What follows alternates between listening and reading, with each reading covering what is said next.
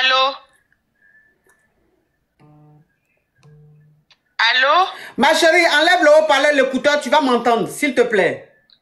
Ma coach, je n'ai pas de haut-parleur ni Ok, donc on t'écoute. Ma coach, je suis mariée, ça fait 5 ans. Et avec mon mari, coach, c'est tout le temps des disputes. Et c'est quelqu'un de bien.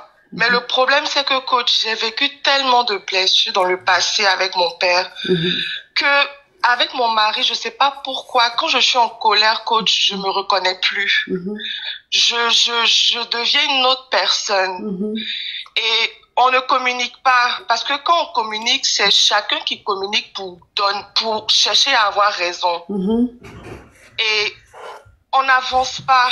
On peut faire, ça fait 5 ans qu'on est mariés, on peut faire dans l'année, au moins 3 fois dans l'année où on reste dans la même maison, on fait 1 mois, on ne se parle pas.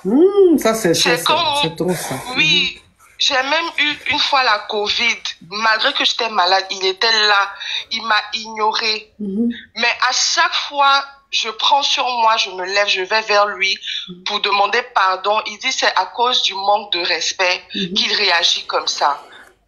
Et à chaque fois que je vais vers lui, il me pardonne. Mais coach, on fait même pas 3 jours. Après encore, une autre dispute arrive. Et coach, vraiment, je sais plus quoi faire. Et à chaque dispute, il dit, il va partir, il va prendre ses affaires, il va partir. Et là, coach, je sais plus quoi faire en fait. Je sais plus quoi faire. D'accord. Alors, dans ce qui se passe avec ton mari, hein, les reproches que ton mari te fait, est-ce que tu penses qu'il a raison ou il n'a pas raison? D'une part, moi, je pense qu'il a raison. Ok. Donc, ça veut dire que quand tu parles à ton mari, tu ne réfléchis pas. Tout ce qui vient par la tête, tu fais sortir. Oui. Ok. D'accord.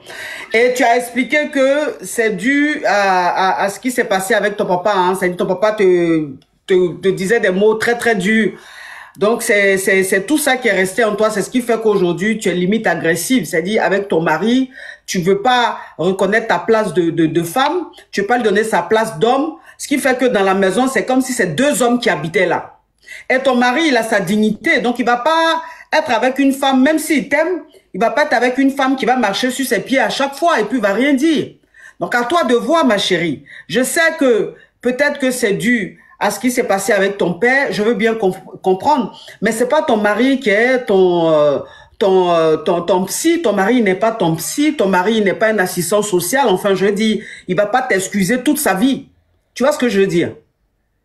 Oui, lui aussi, il a sa vie. Lui aussi, il a sa vie. Il a ses histoires. Il a son vécu avec ses parents. Au début, il peut comprendre. 1 fois, 2 fois, il peut comprendre. Mais quand c'est de façon répétitive, ça devient lourd. Ça devient fatigant.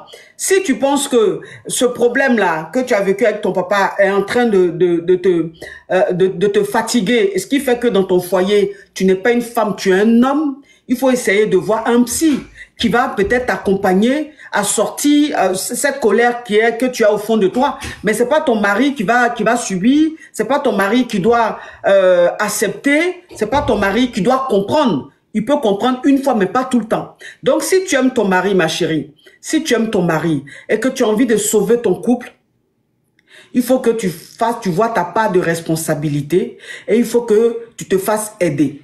Si tu penses que tu ne peux pas sortir de cette colère-là toute seule, essaie de voir un psy qui va t'accompagner. Ou si tu vas à l'église, essaie de voir ton pasteur ou ton prêtre qui va t'accompagner, qui va prier avec toi, qui va lire des versets bibliques avec toi pour pouvoir t'apaiser. Il va te dire des paroles de sagesse pour que tu puisses comprendre, pour sortir de là. Parce que si tu restes comme ça et que tu penses que ton mari doit supporter, accepter ou comprendre ce que tu as vécu, vous allez vous séparer. C'est-à-dire le mariage ne va pas marcher parce que tu es jeune. Quand j'entends ta voix, tu dois avoir entre 25 et 30 ans. Oui, c'est ça. Voilà. Exactement. Donc, voilà. Entre 25 et 30 ans, ton mari, certainement, est plus âgé que toi de 2 ou 3 ou 4 ans, maximum 5 ans. Ce qui veut dire que vous êtes jeune. Ma coach, il y a 14 ans d'écart entre nous. Ok, 14 ans d'écart. C'est l'amour, hein. L'amour n'a pas d'âge. Il y a 14 ans d'écart entre vous. Je veux dire, à cet âge-là, vous devez vivre un bonheur dans votre foyer. Mais le fait de faire 1 mois, 2 mois, 3 mois sans vous parler dans l'année, vous restez dans la même maison. Vous faites 1 mois sans vous parler, 2 mois sans vous parler, au point où même quand tu es malade, ton mari même ne puisse même pas aller vers toi. Ça veut dire que les paroles qui sortent de ta bouche sont très, très, très, très, très profondes. Tu comprends? Donc, il faut faire attention, ma chérie. Il faut faire attention. C'est ton mari, c'est pas ton camarade. C'est vrai, c'est ton meilleur ami, mais c'est pas ton... C'est-à-dire, c'est pas ton camarade comme ça du quartier à qui tu peux dire tout et n'importe quoi. C'est lui l'homme de ta vie. C'est lui le capitaine du bateau.